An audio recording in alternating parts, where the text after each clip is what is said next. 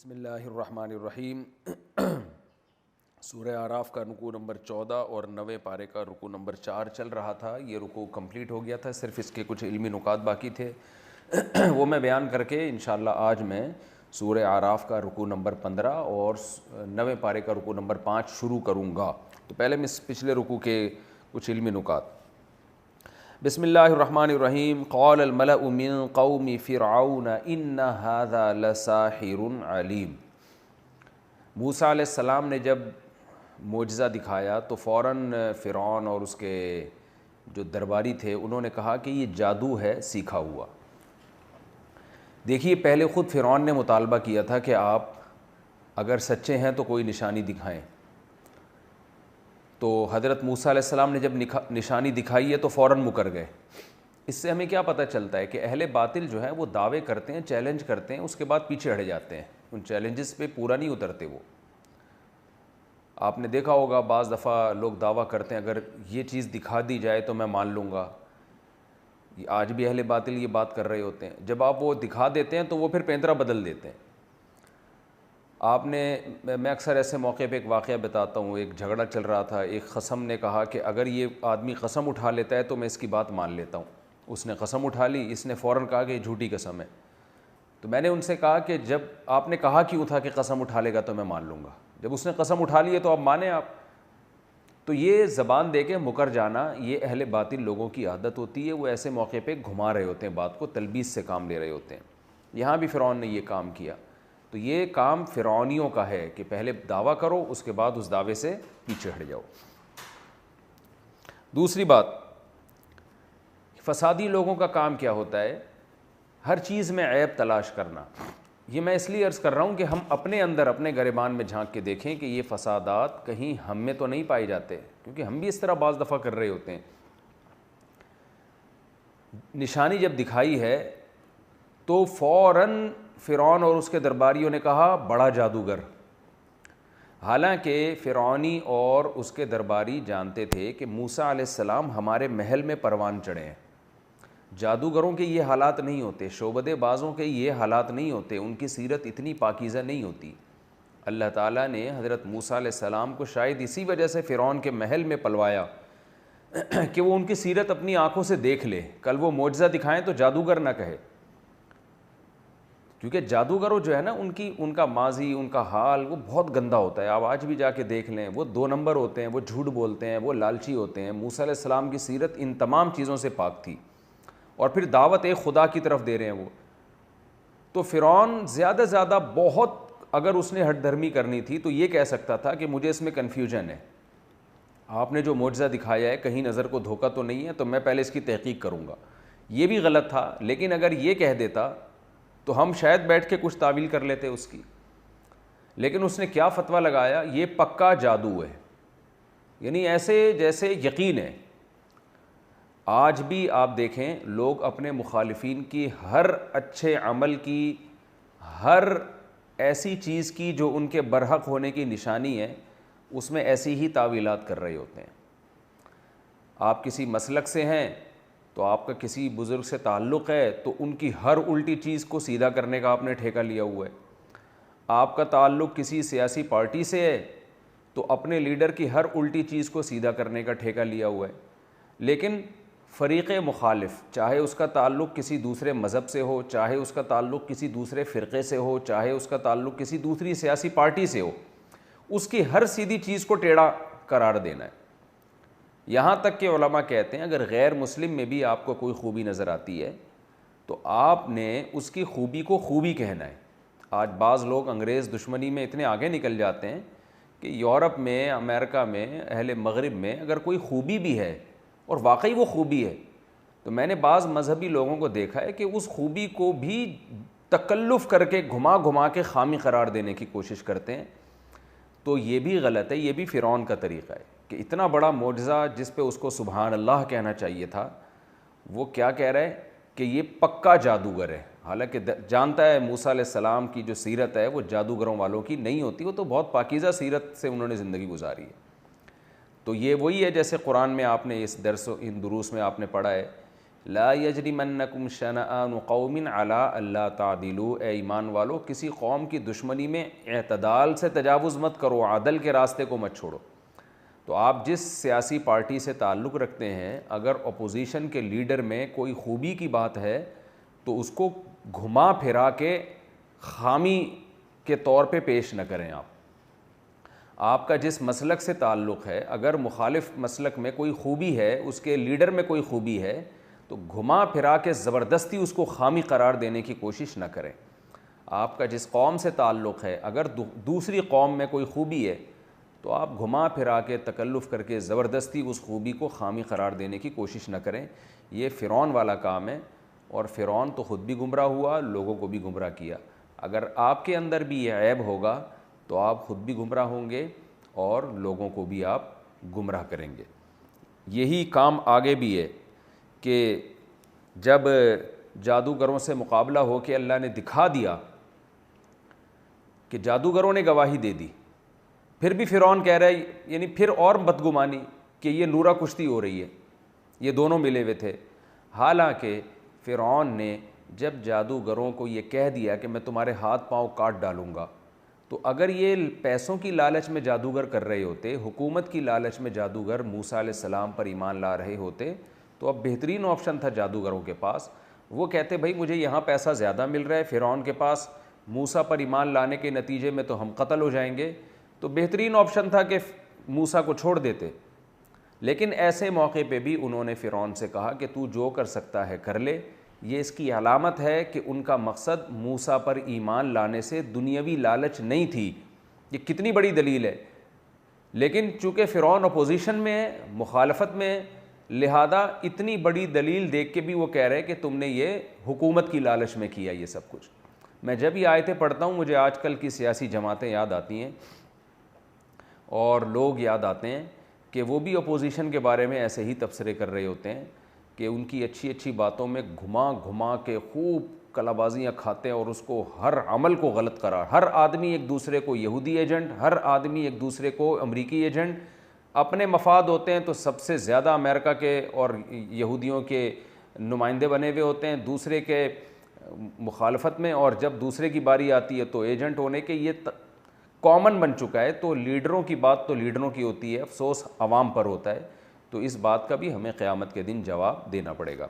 اسی طرح کوئی حق بات کرے اس کو اسٹیبلشمنٹ کا کہہ دیا جاتا ہے کہ یہ فوج کا بندہ ہے، یہ اسٹیبلشمنٹ کا ہے، یہ حکومت سے پیسے کھاتا ہے۔ یعنی آپ کی جو رائے ہے اس کا اظہار کرنا آپ کے لیے بہت مشکل کام ہو گیا ہے۔ لوگ اس وقت تک آپ سے خوش ہیں جب تک آپ ان کے منہ کی بات کہتے رہیں، تو وہ زندہ باد کے نعرے لگائیں گے۔ جہاں آپ نے ان سے اختلاف کرنا شروع کر دیا تو جس کو جو موقع ملتا ہے وہ الزام آپ کے سر پہ تھوپ دیتا ہے۔ یہ چیز ہم اداروں میں بھی بھگت رہے ہیں، شخصیات میں بھی بھگت رہے ہیں، اور بہت افسوس ہوتا ہے وہ لوگ جو قرآن سننے والے، قرآن پڑھنے والے لوگ ہیں، جب وہ اس قسم کی باتیں کرتے ہیں تو یہ چیز میں سوچتا ہوں کہ اگر ہم فرعون کے دور میں ہوتے تو شاید ہم فرعون ہی کا ساتھ دے رہے ہوتے، کیونکہ طرز عمل ہمارا یہی ہے۔ تو اس چیز سے اپنے آپ کو بچا کے رکھنا چاہیے، گھروں میں بھی اس سے بچا کے رکھنا چاہیے۔ بعض دفعہ میاں بیوی کو ایک دوسرے سے کوئی ایسی چڑ ہو جاتی ہے کہ عورت کو شوہر کا ہر اچھا کام برا لگتا ہے، شوہر کو بیوی کا ہر اچھا کام برا لگنے لگتا ہے۔ تو وہاں بھی ایسا ہی ہے کہ میاں اگر ٹائم زیادہ دے رہا ہے یا اس پہ پیسہ خرچ کر رہا ہے تو اس میں ایپ تلاش کر لینا، اس کے تو اپنے مفاد ہیں، یہ تو صرف اپنے مفاد میں یہ کر رہا ہے، اس طرح کی باتیں عورتیں شروع کر دیتی ہیں۔ عورت اگر اچھا سلوک شوہر سے شروع کر دے تو مرد اس میں کیڑے نکالنا شروع کر دیتا ہے کہ اس کا یہ لالچی ہے، اصل میں میرے پاس پیسہ آ گیا تو یہ میرے سے اچھا سلوک اس لیے کر رہی ہے، اس کو پیسہ چاہیے۔ یہ نیگیٹیوٹی ہمیں معاشرے میں بہت زیادہ نظر آ رہی ہے۔ تو خدا را اپنی جان پہ رحم کرنا چاہیے۔ میں زیادہ لمبا لیکچر نہیں دوں گا، یہ تو صرف درس قرآن ہے اور اس میں ہم کوشش کرتے ہیں کہ آیتوں کو فوکس کیا جائے، لیکن بعض دفعہ میں اہمیت کی وجہ سے تھوڑی ڈیٹیل زیادہ بیان کر دیتا ہوں۔ تو خدا را ایک دوسرے کے حدیث میں اور قرآن سے جو بات ثابت ہے وہ یہ کہ بدگمانی چھوڑ دو۔ ہر شخص کے عمل کی جب تک اچھی لاجک بیان کرنا ممکن ہے اس کو آپ برائی پہ نہ لے کے جائیں، یہاں تک کہ غیر مسلم کے بارے میں بھی ایسے ہی کریں۔ آپ بعض کام غیر مسلم انسانیت کی خدمت میں کرتے ہیں تو ٹھیک ہے، آخرت میں اجر نہیں ملے گا، لیکن دنیا میں بہرحال وہ قابل تعریف ہوتے ہیں۔ ان میں یہ کہنا کہ یہ سازش ہے بعض کام یہودیوں نے بھی اچھے کیے ہوں گے. ہر چیز میں سازش، ہر چیز میں سازش، ہر چیز میں نیگیٹیوٹی، یہ غلط بات ہے. اس میں ہمیں ایک یہ بات بھی پتہ چلتی ہے کہ جادوگروں نے رسیاں پھینکی اور ان کو ایسے دکھایا جیسے یہ سانپ ہیں. تو جہاں معجزے ایک حقیقت ہے، وہاں جادو بھی ایک چیز ہے، یہ ایک معنی رکھنے والی چیز ہے کہ لوگوں کو دھوکہ اس سے دیا جاتا ہے. تو اس میں بھی ہمیں یہ نہیں پتہ چلتا ہے کہ جو اہل باطل ہیں نا، وہ شعبدے بازیوں کے ذریعے بھی حق کو باطل قرار دینے کی کوشش کرتے ہیں. یہ چیز آج بھی ہے. آج بھی آپ نے دیکھا ہوگا جاہل پیر اور جاہل قسم کے جو صوفی ہیں وہ کیا کرتے ہیں، کرامتیں کے نام پہ شعبدے دکھا رہے ہوتے ہیں. آپ فیس بک پہ دیکھ سکتے ہیں کہ ہندوؤں کے پنڈت غیب کی خبریں دے رہے ہیں آج کل بیٹھ کے، خط پڑھے بغیر بتا رہے ہوتے ہیں کہ اس خط کے اندر یہ لکھا ہوا ہے. یعنی پڑھا وہ تو ہوتا ہے انہوں نے چھپ کے، لیکن سامنے نہیں پڑھا ہوتا. اس میں ہاتھ کی صفائی ہوتی ہے یا پہلے سے اس بندے سے پوچھا ہوا ہوتا ہے کہ اس میں کیا لکھا ہے. تو وہ بتا رہے ہوتے ہیں کہ تمہاری یہ پریشانی، تمہاری یہ پریشانی. سامنے سینکڑوں ہزاروں لوگ بیٹھے ہوئے واہ واہ کر رہے ہوتے ہیں کہ پنڈت جی سبحان اللہ، پنڈت جی سبحان اللہ. ان کا سبحان اللہ جو ہندوؤں کا ہوتا ہے، ہمیں تو نہیں پتہ وہ کیسے سبحان اللہ کہتے ہیں، لیکن بڑی تعریفیں کر رہے ہوتے ہیں. تو یہ سب شعبدے بازیاں ہیں. کبھی بھی شعبدوں سے اور ان چیزوں سے متاثر نہیں ہونا چاہیے. سب سے پہلے آپ کی تعلیمات ہیں کہ آپ جو بات کر رہے ہو اس میں وزن کتنا ہے. حضرت موسیٰ علیہ السلام نے معجزہ بعد میں دکھایا ہے. اللہ کے ایک ہونے کے اور برحق ہونے کے دلائل، جو عقلی دلائل ہیں، وہ پہلے دیے ہیں. تو کسی بھی چیز کا حق اور باطل کا ہونا دلائل سے پتہ چلتا ہے، شعبدوں سے پتہ نہیں چلتا. تو آج جو عامل لوگ یا صوفی قسم کے لوگ یا جاہل لوگ مختلف قسم کے شعبدے دکھا رہے ہیں، نظر کے دھوکے ہوتے ہیں، لوگ ان سے بڑے متاثر ہوتے ہیں، لائن لگ جاتی ہے، اور لوگ علماء سے متنفر ہوتے ہیں. لوگ کہتے ہیں یہ مولویوں کے پاس، یہ علماء کے پاس تو کرامتیں ہوتی نہیں ہیں، یہ علماء تو جو ہے عام لوگوں کی طرح زندگی گزارتے ہیں. تو وہ فلاں بزرگ ہے، دیکھو اس نے فلاں پہ دم کیا وہ بندہ ٹھیک ہو گیا، اس نے یہ کیا تو یوں ہو گیا. ان چیزوں سے کبھی بھی متاثر نہیں ہونا چاہیے. ان چیزوں سے جو لوگ بھی متاثر ہوئے ہیں وہ گمراہی کی طرف گئے ہیں. تو اس لیے متاثر کس سے ہونا ہے؟ دلائل سے.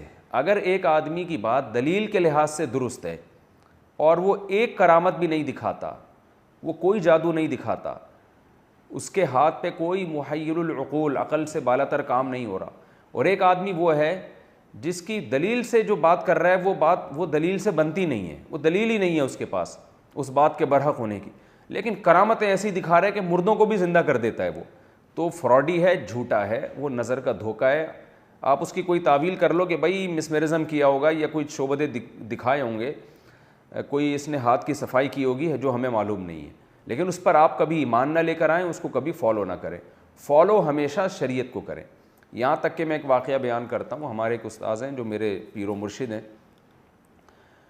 ایک دن کیا ہوا کہ وہ کوئی حدیث کی تحقیق کر رہے تھے، تو محدثین کے اصول پر وہ حدیث ضعیف تھی. جو محدثین نے اصول بیان کیے ان اصول کے مطابق وہ حدیث صحیح نہیں تھی، لیکن کسی کتاب میں اس حدیث کے بارے میں یہ لکھا ہوا تھا کہ ایک فلاں بزرگ تھے، ان کو خواب آیا اور خواب میں نبی صلی اللہ علیہ وسلم کی بشارت ہوئی، اور نبی صلی اللہ علیہ وسلم نے خواب میں بتایا کہ یہ میری حدیث ضعیف نہیں ہے بلکہ صحیح ہے. تو اس خواب کے بعد سے ان بزرگ نے اس حدیث کو صحیح سمجھنا شروع کر دیا. یہ واقعہ کتاب میں لکھا ہوا تھا. اس واقعے کی وجہ سے بعض لوگوں نے کیا کیا ہے، اس ضعیف حدیث پہ صحیح ہونے کا حکم لگا دیا. تو ہمارے استاذ نے وہیں اس کتاب میں حاشیہ چڑھا دیا، اسی کتاب میں، کہ حدیث کے صحیح اور ضعیف ہونے کے لیے دلیل کی ضرورت ہے، وہ دلیل جو محدثین نے بیان کی ہے. خواب شرعی حجت نہیں ہے. خواب کی بیس پہ، چاہے وہ پیغمبر صلی اللہ علیہ وسلم کی آپ کو زیارت ہوئی ہے خواب میں، خواب کی بیس پہ آپ نہ تو صحیح حدیث کو ضعیف قرار دے سکتے ہیں، نہ ضعیف حدیث کو صحیح قرار دے سکتے ہیں. اس کے اصول جو محدثین نے وضع کیے ہیں، جس پر اجماع ہے، وہ ہمیشہ کے لیے. خواب کی تعویل کی جائے گی. ہم یہ نہیں کہہ رہے کہ پیغمبر کا خواب معاذ اللہ جھوٹا ہے، اس کی تعویل کی جائے گی. خواب کی تعبیر بعض دفعہ الٹی بھی ہوتی ہے، تو اس لیے اس کی کوئی بھی ایسی تعبیر بیان کی جائے گی جو محدثین کے اصول سے نہ ٹکرا رہی ہو. اس کی میں اور آسان مثال دیتا ہوں، اس سے آپ کی سمجھ میں اور زیادہ بات آئے گی انشاءاللہ. دیکھیں ایک جج فیصلے کے لیے بیٹھا عدالت کی کرسی پہ, گواہوں سے ثابت ہو گیا کہ زید نے بکر کے 1 کروڑ روپے کھائے ہیں. یہ بات گواہوں سے ثابت ہو گئی اور بالکل یقینی طور پہ جج کے سامنے ثابت ہو گئی, یا یوں سمجھ لیں کہ جج کو انہوں نے ویڈیو میں ریکارڈنگ بھی دکھا دی. اب کیا ہے کہ جج سویا ہے تو رات کو خواب میں اس کو پیغمبر صلی اللہ علیہ وسلم کی زیارت ہوئی اور نبی صلی اللہ علیہ وسلم نے خواب میں بتایا کہ زید نے بکر کے 1 کروڑ نہیں کھائے ہیں. یہ جھوٹا الزام ہے. تو آپ اگر کسی صوفی سے جس کے پاس دین کا علم نہ ہو اس سے مسئلہ پوچھیں گے تو صوفی صاحب یہ کہیں گے کہ چونکہ آپ کو خواب میں نبی کی زیارت ہوئی ہے, نبی نے کہا ہے کہ زید نے بکر سے پیسے نہیں کھائے ہیں, لہذا آپ فیصلہ واپس لیں اور آپ یہ فیصلہ کریں کہ زید بری الذمہ ہے, اس کے ذمے بکر کے 1 کروڑ نہیں ہے کیونکہ نبی کا خواب ہے. لیکن آپ فقہا سے اگر یہ پوچھیں گے, جج فقہا سے رابطہ کرے گا, مفتیوں سے, صحیح جو مفتی ہے ان سے رابطہ کرے گا, تو مفتیان کرام اس کو کہیں گے کہ جناب آپ عدالت میں دلیل کے مکلف ہیں. جب گواہوں سے ثابت ہو گیا, آپ کو ریکارڈنگ دکھا دی یا جو بھی دلائل ہوتے ہیں جو کسی حق تک پہنچنے کے لیے ضروری ہیں, جب ان دلائل سے ثابت ہو گیا کہ زید نے بکر کے پیسے کھائے ہیں تو آپ شرعاً شریعت میں پابند ہیں کہ آپ زید سے 1 کروڑ روپے نکلوائیں اور یہ فیصلہ کریں کہ واقعی اس نے کھائے ہیں, کیونکہ خواب جو ہے وہ شریعت میں حجت نہیں ہوتا. پھر جج کہے گا اس خواب کا کیا مطلب ہے, تو بھئی یہ تعبیر والوں سے پوچھ لو کیا مطلب ہے. آپ بھی سوچو بیٹھ کے, ہم بھی سوچتے ہیں, کوئی بھی ایسا مطلب نکالا جائے گا جو شریعت کے اصول سے نہ ٹکرا رہا ہو, کیونکہ نبی صلی اللہ علیہ وسلم نے جو قانون اور ضابطہ بیان کیا ہے, البینۃ علی المدعی والیمین علی من انکر, صحیح حدیث ہے کہ دلیل اس کے ذمے ہے جو دعویٰ کرے, اور دلیل سے مراد ہے گواہ, اور جس کے پاس گواہ نہ ہو تو جس کے خلاف دعویٰ کیا گیا ہے وہ قسم اٹھائے. تو جب دعویٰ کر دیا اور گواہ پیش کر دیے تو حدیثی کی روشنی سے آپ کو گواہوں پہ فیصلہ کرنا ہے. تو یہ کچھ اہم باتیں ہیں جو ہمارے معاشرے میں ان چیزوں پر عمل نہیں کیا جاتا. لوگ مذہب کی طرف ایک تو آتے نہیں ہیں, آتے ہیں تو یہ جاہل پیروں اور یہ جاہل صوفیوں اور شعبدے بازوں کی طرف چلے جاتے ہیں. ہندو مذہب, عیسائی مذہب, یہ پورا شعبدے بازیوں پر قائم ہے. پادریوں کے ایک شعبدے ہوتے ہیں, وہ بعض دفعہ آپ کی گمشدہ چیز کے بارے میں بتا دیتے ہیں, فلاں جگہ پڑی ہوئی ہے, لوگ ایمان لے آتے ہیں ان کے اوپر. ہندو پنڈت کچھ خبریں بتانا شروع کر دیتے ہیں, کچھ کرتب مندروں میں جائیں عجیب عجیب چیزیں نظر آئیں گی. تو ان تمام کی تمام گمراہیوں کے پیچھے ان شعبدے بازیوں کا دخل ہے. جبکہ اسلام ایک بات کرتا ہے کہ افلا تتفکرون, عقل سے کام کیوں نہیں لیتے, افلا تعقلون, افلا تعقلون, عقل سے کام کیوں نہیں لیتے, افلا تتفکرون, غور سے کام کیوں نہیں کرتے, غور کیوں نہیں کرتے, ہاتو برہانکم ان کنتم صادقین, قرآن کہتا ہے دلیل لے کر آؤ اگر تم سچے ہو. تو اس لیے ان شعبدے بازیوں میں نہیں آنا چاہیے. تیسرا علمی نقطہ اور جو آخری, پھر اس کے بعد میں اگلے رکوع کی طرف آتا ہوں, وہ نقطہ یہ ہے کہ جب جادوگروں نے لاٹھیوں کو پھینکا اور دیکھنے میں ایسا لگا کہ یہ سانپ ہیں تو حضرت موسیٰ علیہ السلام بھی خوفزدہ ہو گئے. اور قرآن کہتا ہے سورہ طٰہٰ میں قُلْنَا لَا تَخَفْ إِنَّكَ أَنْتَ الْأَعْلَىٰ, ہم نے موسیٰ کو تسلی دی, اے موسیٰ خوف مت کر, تو ہی آج غالب رہے گا. اس سے یہ بھی پتہ چلتا ہے کہ اہل حق وہ بھی بشر ہوتے ہیں اور بشر کے تمام لوازمات ان میں بھی پائے جاتے ہیں, تو وہ بھی باہر کے ماحول سے متاثر ہوتے ہیں. بعض لوگوں نے بزرگی کا یہ معیار بنایا ہوا ہے کہ وہ کسی چیز سے ڈرتا ہی نہیں ہے, وہ نہ بم دھماکے سے ڈرتا ہے, نہ قتل ہونے سے ڈرتا ہے, نہ نقصان سے ڈرتا ہے, نہ بے عزتی سے ڈرتا ہے, بس وہ اللہ پہ توکل کرتا ہے. تو ایسا نہیں ہے, اللہ پہ توکل بھی کرتا ہے, لیکن جو ماحول اگر ڈرانے کا ہے تو بزرگ کو بھی ڈر لگے گا. ماحول اگر ایسا ہے کہ اس میں کوئی وبا پھیلی ہوئی ہے, وائرس پھیلا ہوا ہے, تو بزرگ کو بھی وہ وائرس ہو سکتا ہے. ماحول اگر ایسا ہے کہ اس میں ایک بدنامی کا ماحول ہے اور اس بزرگ پہ الزام لگ کے اس کو بدنام کیا جا رہا ہے, تو عین ممکن ہے وہ بدنام بھی ہو جائے, جھوٹی بدنامی ہو, اور اس سے اس کو افسوس بھی ہو اور ٹینشن بھی ہو.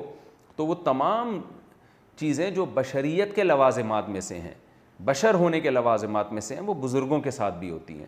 لوگوں نے علماء کا, بزرگوں کا ایک معیار اپنے ذہن میں بنا لیا ہے کہ نہ یہ کسی سے ڈرتے ہیں, نہ یہ کسی سے خوفزدہ ہوتے ہیں.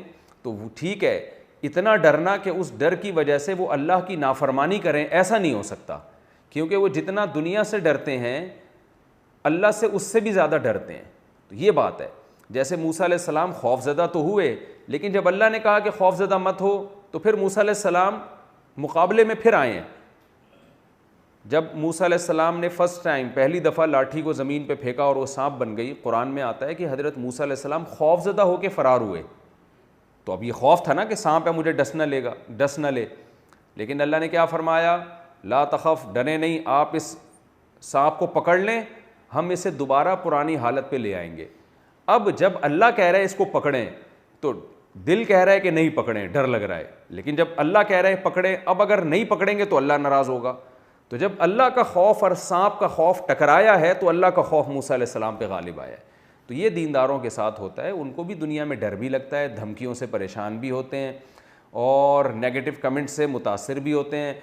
گالیاں جب ان کو دی جاتی ہیں تو اس سے ان کو ذہنی کوفت بھی ہوتی ہے, سب کچھ ہوتا ہے. یہ سب دنیا کے لوازمات میں سے ہیں, وہ کوئی اسٹیل کے یا پتھر کے بنے ہوئے نہیں ہوتے. ہاں اتنی بات ہے, کسی کا خوف, ڈر, لالچ انہیں اللہ کی نافرمانی پر مجبور نہیں کرتا. کسی کے ڈر یا خوف میں آ کے جھوٹ نہیں بولنا شروع کر دیتے, وہ کسی کے خوف یا ڈر سے متاثر ہو کر گناہ نہیں کرنا شروع کر دیتے. یہ ان میں خوبی ہوتی ہے جو بے دین لوگوں میں نہیں ہوتی. تو اس لیے بھوک کا خوف, بھوک کا ڈر. میرے پاس ایک صاحب آئے, ایک مسجد کے مؤذن بہت غریب تھے, تو مجھے اس مؤذن کی شکایت کرنے لگے کہ یہ تنخواہ بڑھانے کی باتیں کرتا ہے, اس کو تو اللہ پہ توکل کرنا چاہیے, اور جو ہے یہ اس کو پتہ نہیں ڈر لگا رہتا ہے کہ مجھے مسجد سے نہ نکال دیں, اس کو سمجھائیں تم اللہ پہ توکل کرو. تو میں نے اس سے کہا, میں نے اس بندے سے جو شکایت کر رہا تھا اس مؤذن کی, میں نے کہا دیکھو ہر آدمی کا توکل کا لیول دوسرے سے مختلف ہے. اس بیچارے کی اولاد بھی ہے, اس بیچارے کی اتنی معمولی سی تنخواہ بھی ہے, کوئی گورنمنٹ جاب بھی نہیں ہے, اس کو نکال دیں گے بیچارہ جو ہے وہ, اس کو ڈر لگا ہوا ہے کہ میں تو روڈ پہ آ جاؤں گا. تو اس کا خوف یہ بالکل بجا ہے. تو یہ مسجد کی انتظامیہ کی ذمہ داری ہے کہ اس کا خوف وہ دور کریں, اس کو یہ شیورٹی دیں, گارنٹی دیں کہ ہم آپ کو نہیں نکال رہے, اس کی تنخواہ بڑھائیں. تو ہر آدمی کا ایک ایمان کا لیول ہوتا ہے دوسروں سے مختلف. تو لوگ ہر ایک کو ایک لاٹھی سے ہانکنا شروع کر دیتے ہیں, اور کچھ چیزیں لوگوں نے خود سے بزرگی کے معیارات میں بنائی ہوئی ہیں. تو بزرگی کا معیار صرف یہ ہے کہ اللہ کی محبت تمام محبتوں پر غالب ہو. اہل اللہ کو محبت بھی ہو سکتی ہے دنیا سے, دنیا کی چیزوں سے, لیکن اللہ کی محبت دنیا کی محبت پہ غالب, اور اللہ کا خوف دنیا کے خوف پہ غالب ہوتا ہے. یہ کچھ اہم پوائنٹ کی باتیں تھیں. تو ایک آخری ایک اور بھی پوائنٹ کی بات ہے کہ جب جادوگروں کو فرعون نے دھمکی دی کہ میں تمہارے ہاتھ پاؤں کاٹ دوں گا, تو جادوگر اللہ کے سامنے دعویٰ نہیں کر رہے, فرعون کے سامنے دعویٰ کر رہے ہیں, بڑی بات کر رہے ہیں. فرعون کے سامنے کیا کہہ رہے ہیں, جو کر سکتا ہے کر لے. یہ فرعون کے سامنے تواضع نہیں کر رہے. کیوں؟ دشمن کے سامنے آپ نے متکبرانہ لہجہ ہی اختیار کرنا ہے, اس کے سامنے آپ نے تواضع نہیں کرنی ہے. تو دشمن کے سامنے تو متکبرانہ لب و لہجہ ہی ہونا چاہیے, جیسے جادوگروں نے فرعون سے کہا جو کر سکتا ہے کر لے. لیکن اللہ کے سامنے تواضع, کیونکہ یہ بڑا دعویٰ کر دیا نا. اللہ کے سامنے تواضع کیا ہے, ربنا افرغ علینا صبرا وتوفنا مسلمین, اللہ تو ہمیں صبر دے دے, یعنی تیری توفیق کے بغیر ہم کچھ بھی نہیں کر سکتے. ہم تو فرعون کے سامنے ایک مصلحت سے بڑی باتیں کر رہے ہیں تاکہ وہ مایوس ہو جائے, لیکن ہم تیرے سے جو ہے وہ عاجزی کرتے ہیں کہ تو توفیق دے گا, صبر دے گا تو ہم ایمان پہ قائم رہیں گے, ورنہ ہم تو کمزور لوگ ہیں.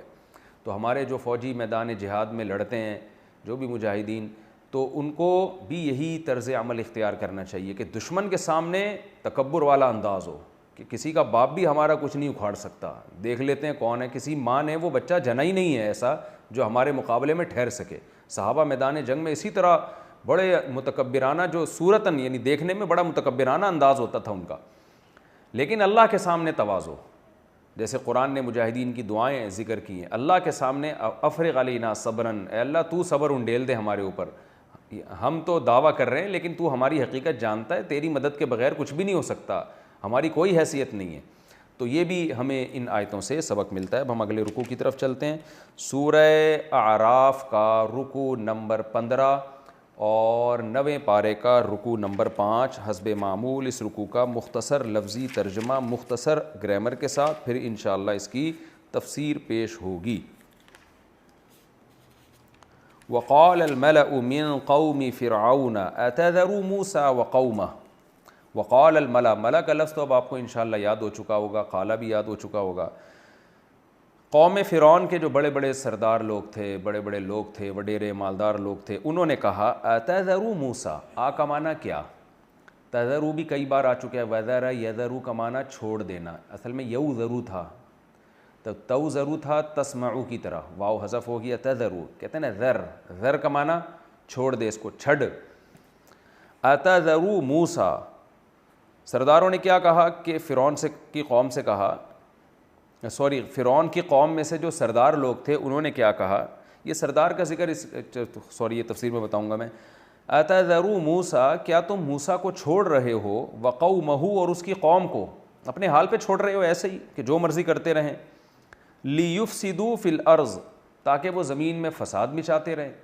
آپ نے فرعونی کو اور اس کی قوم کو ایسے ہی چھوڑ دی، موسیٰ اور اس کی قوم کو ایسے ہی چھوڑ رکھا ہے تاکہ وہ زمین میں فساد مچاتے رہیں۔ وَيَذَرَكَ، یذرو تھا اصل میں، یذرو، اور چھوڑ رکھے کا اے فرعون آپ کو بھی، وآلہتک، اور آپ کے معبودوں کو بھی۔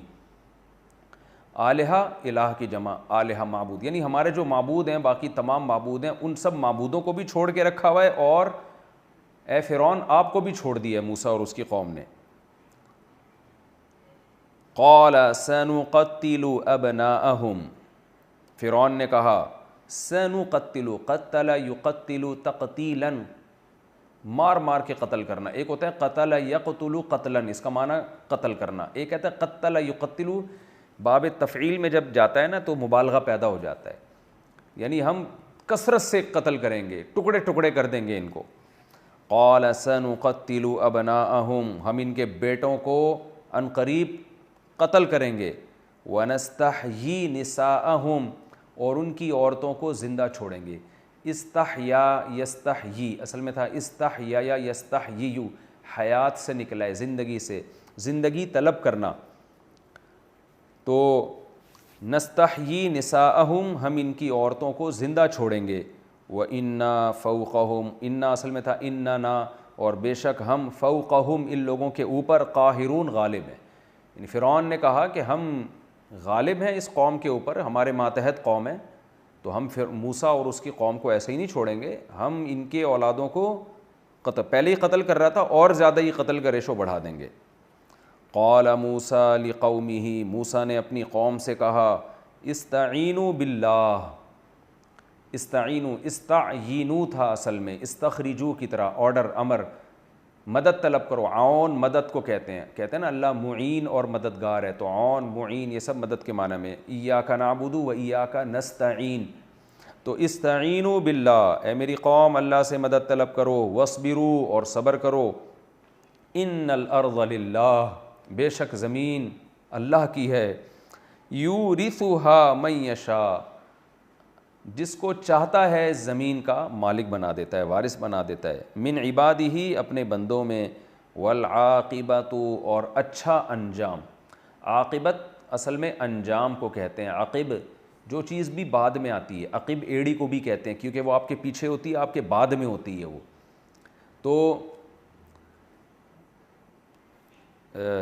العاقبہ جو رزلٹ ہے، جو بھی انجام ہے، جو ہے نا اس کا مطلب مخصوص انجام، یعنی اچھا والا انجام، والعاقبۃ للمتقین، اور اچھا انجام پرہیزگاروں کا ہوتا ہے، تم اگر اللہ سے ڈرو گے تو انجام اچھا ہوگا۔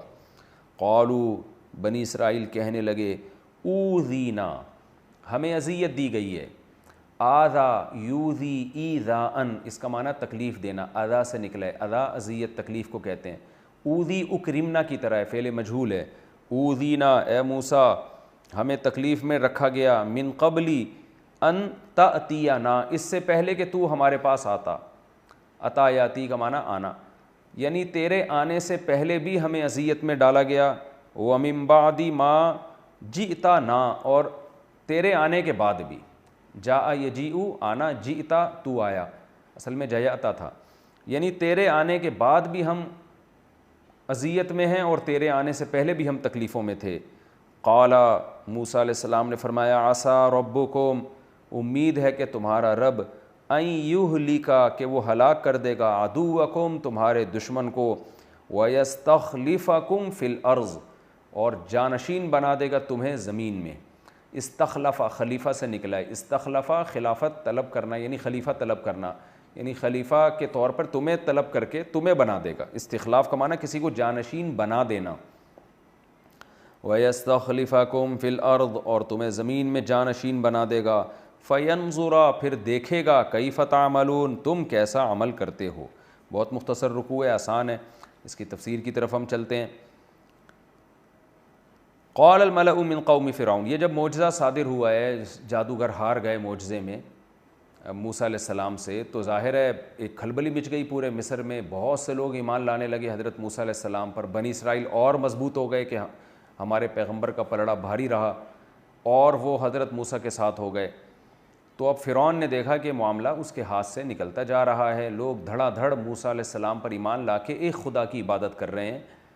تو فرعون کے درباریوں کا مشورہ ہوا، تو مشورے میں جو فرعون کے سردار لوگ تھے، سردار اس لیے کہ ظاہر ہے بادشاہوں کے قریب تو قوم کے بڑے لوگ ہوتے ہیں، غریبوں کی تو محلات میں جگہ نہیں ہوتی، تو اس لیے قرآن سرداروں کا تذکرہ کر رہا ہے۔ وہ کہنے لگے اَتَذَرُ مُوسَىٰ وَقَوْمَهُ لِيُفْسِدُوا فِي الْأَرْضِ، کہ آپ نے تو موسیٰ اور اس کی قوم کو چھوڑ رکھا ہے زمین میں فساد مچاتے رہیں۔ دیکھ کیسے شرارتی ہیں، فساد تو خود مچا رہے ہو تم، بنی اسرائیل کے لڑکوں کو قتل کر کے، اس کو غلام بنا کے، ظلم کر کے، اور اپنی عبادت کروا کے، بت پرستی کو فروغ دے کے، لیکن فساد کی نسبت کس کی طرف ہو رہی ہے؟ موسیٰ علیہ السلام کی طرف، معاذ اللہ۔ لیفسدوا فی الارض، آپ نے موسیٰ اور اس کی قوم کو چھوڑ دیا کہ وہ زمین میں فساد مچاتے رہیں۔ وَيَذَرَكَ وَآلِهَتَكَ، اور آپ کو اور آپ کے معبودوں کو چھوڑ کے رکھا ہوا ہے انہوں نے۔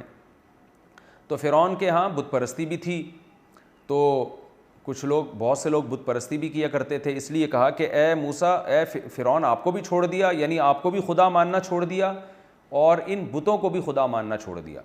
یہ ایک قراءت میں آلہہ تک ہے اور ایک قراءت میں ہے الہ تک۔ نبی صلی اللہ علیہ وسلم سے اس لفظ کو تواتر کے ساتھ دونوں طرح پڑھنا منقول ہے۔ بعض قاری آلہہ تک پڑھتے ہیں اور آپ نے دوسری قراءت میں الہ تک بھی سنا ہوگا۔ جیسے ہم جب سورہ فاتحہ کی تلاوت کرتے ہیں نا، تو مالکی یوم الدین بھی پڑھا گیا ہے، ملکی یوم الدین بھی پڑھا گیا ہے۔ تو اسی طرح قراءت میں آلہہ تک بھی ہے، الہ تک بھی ہے۔ الہ تک کا مطلب یہ ہے الہ عبادت، یہ پھر مصدر ہوگا، عبادت کرنا۔ الہ معبود کو بھی کہتے ہیں اور عبادت کو بھی کہتے ہیں۔ اس کا مطلب پھر یہ ہوگا کہ یہ لوگ چھوڑ رکھا ہے انہوں نے، اے فرعون، آپ کو بھی، و الہتک، اور آپ کی عبادت کو بھی، یعنی آپ کو معبود ماننا بھی چھوڑا ہے اور آپ کی عبادت سے بھی پیچھے ہٹتے جا رہے ہیں لوگ۔ تو دونوں قراءتیں اور دونوں کا مطلب ایک، یعنی دونوں کا مطلب صحیح ہے کہ اس دور میں بت پرستی بھی تھی۔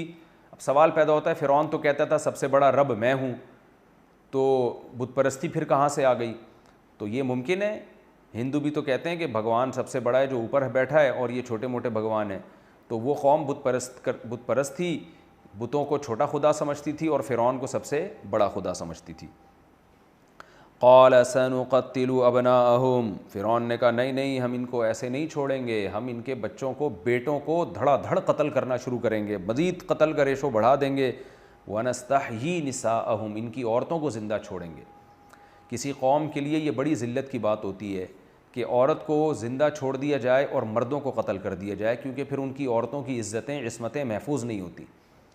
اگر قتل کیا جائے گا تو مردوں کی خواہش ہوتی ہے کہ ہمارے ساتھ عورتوں کو بھی قتل کیا جائے تاکہ ہمارے بعد ان کی عزت محفوظ رہ سکے۔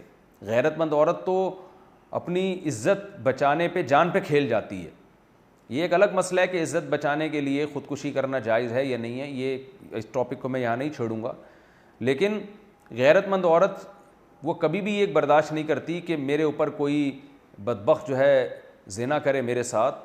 تو اس لیے فرعون نے اس قوم کو رسوا کرنے کے لیے کہ ہم ان کی عورتوں سے اپنی نسل بڑھائیں گے، اپنے بچے جنیں گے، ان کی عورتوں کو باقی رکھا جائے، کیونکہ عورتیں بیچاری بغاوت نہیں کر سکتی، بغاوت کا خطرہ مردوں سے ہوتا ہے، تو ہم ان کے مردوں کو قتل کریں گے اور عورتوں کو باقی رکھیں گے۔ اس سے یہ قوم اور کمزور ہو جائے گی، ظاہر ہے ان کی عورتوں سے پھر اپنے نسل پیدا کریں گے۔ وَإِنَّا فَوْقَهُمْ قَاهِرُونَ، اور ہم ان کے اوپر غالب ہیں، ہم غلبہ ہمارا ہے، ہم جو چاہے کر سکتے ہیں، تو اس میں گھبرانے کی بات نہیں ہے۔ جب فرعون نے یہ فیصلہ کیا تو بنی اسرائیل پر ظلم کے پہاڑ اور زیادہ ٹوٹ پڑے۔ فرعونیوں نے ان کو اور زیادہ ٹارچر کرنا شروع کیا، اور زیادہ قتل و غارت۔ آپ سوچیں معصوم بچوں کو ماں کی گود سے چھین کے انہی کے سامنے ان کو ذبح کر دینا، ماؤں کے کلیجے پہ کیا گزرتا ہوگا، کیا حالت ہوئی ہوگی۔ اب بنی اسرائیل نے جب یہ ظلم دیکھا، ایک طرف حضرت موسیٰ علیہ السلام کہتے تھے میں نجات دہندہ ہوں، میں اللہ کی طرف سے پیغمبر ہوں تو میں ظلم کے سے نجات دلانے کے لیے آیا ہوں، دوسری طرف یہ حالت شروع ہو گئی تو قوم چیخ اٹھی اور کہنے لگی، پریشان جب ہوئی ہے تو یہ ظلم جب موسیٰ علیہ السلام نے دیکھا تو اپنی قوم کو تسلی دی۔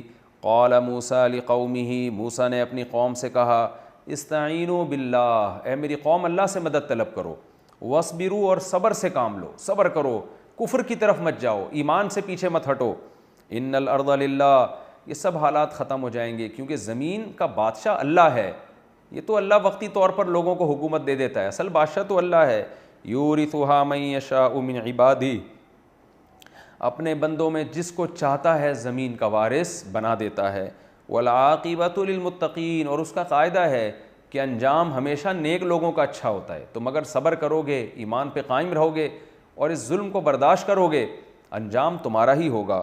لیکن بنی اسرائیل بیچارے ظلم کی چکی میں پس چکے تھے، وہ کہنے لگے، اوذینا، قالوا اوذینا من قبل تأتینا، اے موسیٰ آپ کے آنے سے پہلے بھی ہمیں عذاب میں ڈالا گیا، اور ومن بعد ما جئتنا، آپ کے آنے کے بعد بھی ہم تکلیفیں جھیل رہے ہیں۔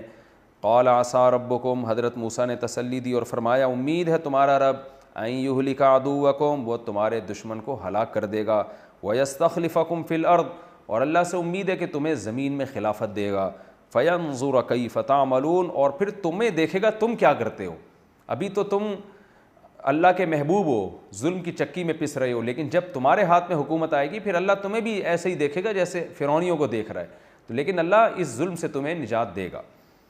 یہ مختصر رکوع تھا، اس میں جو علمی نکات ملتے ہیں وہ بھی میں مختصر بیان کر کے پھر ہم انشاءاللہ آگے چلیں گے۔ آپ دیکھیں کہ سب سے پہلی بات تو ہمیں یہ پتہ چلتی ہے کہ فرعون فسادی تھا ایک نمبر کا، بنی اسرائیل کے ہزاروں بچوں کو قتل کیا۔ موسیٰ علیہ السلام کمزور قسم پرسی میں کھڑے ہوئے اپنی قوم کو ظلم سے نجات دینے کے لیے، تو الٹا ان کو فسادی کہا جا رہا ہے۔ فرعون جو ہے، فرعونی جو ہے، الٹا موسیٰ علیہ السلام اور ان کے جو بنی اسرائیل تھے ان کو فسادی کہہ رہا ہے، اور کیا کہہ رہا ہے، لیفسدوا فی الارض، ان کو ہم نے ایسے ہی چھوڑ دیا زمین میں فساد مچائیں گے۔ آج بھی مسلمانوں کے ساتھ دنیا میں یہی سلوک ہو رہا ہے، پوری دنیا میں ظلم کی چکی میں پستے مسلمان ہیں، اور دہشت گرد اور فسادی مسلمانوں کو کہا جاتا ہے۔ دنیا کے بڑے بڑے کنٹریز چھوٹے چھوٹے غریب ملکوں پہ حملہ کر کے ہزاروں ٹن وزنی بم گرا کے بھی دہشت گرد نہیں بلکہ امن پسند کہلاتے ہیں، اور جو حق پرست لوگ ہیں وہ بیچارے مار کھا کے بھی فسادی کہلاتے ہیں۔ تو آج ہمارے معاشرے میں یہ ہے، ٹیلی ویژن میں آپ اینکروں کو سن لیں، آپ نیوز چینلز کو دیکھ لیں، آپ اخباروں کو دیکھ لیں، جرائد کو دیکھ لیں، حق کو باطل، باطل کو حق کر کے پیش کیا جاتا ہے، اور سارے ایسے بنے ہوئے جیسے دنیا میں ہر فسادی یہ دعویٰ کرتا ہے کہ میں فساد ختم کر رہا ہوں۔ تو اس لیے ہمیں نعروں پہ نہیں جانا چاہیے، وہی بات دلیل کو دیکھنا چاہیے کہ دلیل کے لحاظ سے کون برحق ہے اور کون باطل پر ہے، تو وہی کام نہیں کرنا چاہیے جو فرعون کر رہا تھا۔ اس سے ہمیں یہ بھی پتہ چلا کہ اللہ تعالیٰ کی مدد آتی ہے، بے شک اس میں دیر ہو جائے۔ موسیٰ علیہ السلام کے آنے سے پہلے بھی بنی اسرائیل ظلم کی چکی میں پس رہے تھے، موسیٰ علیہ السلام نجات دہندہ بن کے آئے ہیں تو ظلم کم ہونے کے بجائے بڑھ گیا، تو یہ صبر کا امتحان تھا۔ اگلے رکوع میں آتا ہے کہ بنی اسرائیل نے صبر کیا اور اللہ نے ان کے صبر کا بدلہ ان کو دنیا میں عطا کیا۔ تو ٹھیک ہے شکایتیں بھی کرتے تھے لیکن صبر بہرحال بنی اسرائیل نے کیا، ایمان سے پیچھے نہیں ہٹے۔ یہ سب سے بڑی خوبی تھی بنی اسرائیل کی، جس کی وجہ سے اللہ نے ان کو زمین کی حکومت دی، کہ سب کچھ ہوتا رہا، شکایتیں بھی کرتے رہے، موسیٰ علیہ السلام کی نافرمانیاں بھی کرتے رہے، مگر موسیٰ علیہ السلام پر جو ایمان لے کر آئے تھے اس سے پیچھے نہیں ہٹے۔ وہ موسیٰ علیہ السلام کی نبوت کا انکار نہیں کیا، خدا کا انکار نہیں کیا۔ تو اور فرعون جب ظلم کر رہا تھا تو ساتھ انہوں نے موسیٰ علیہ السلام کا دیا، تو نتیجہ کیا نکلا ہے اگلے رکوع میں آئے گا انشاءاللہ کہ غلبہ انہی کا تھا۔ تو اسی کو کہا گیا العاقبۃ للمتقین۔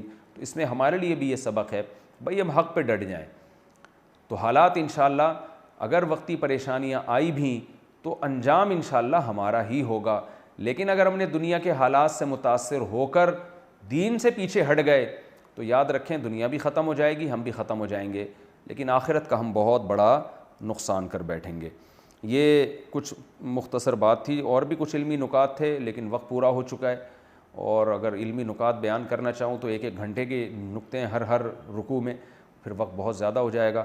تو ہم یہاں اس کو ختم کرتے ہیں. اگلے ایپیسوڈ میں، اگلے لیکچر میں انشاءاللہ میں آپ کے سامنے سورہ آل عمران کا رکوع نمبر 16 اور 9ویں پارے کا رکوع نمبر 6 اسٹارٹ کروں گا، شروع کروں گا انشاءاللہ. اللہ تعالی ہمیں سمجھنے کی اور عمل کرنے کی توفیق عطا فرمائے. وما علینا الا البلاغ.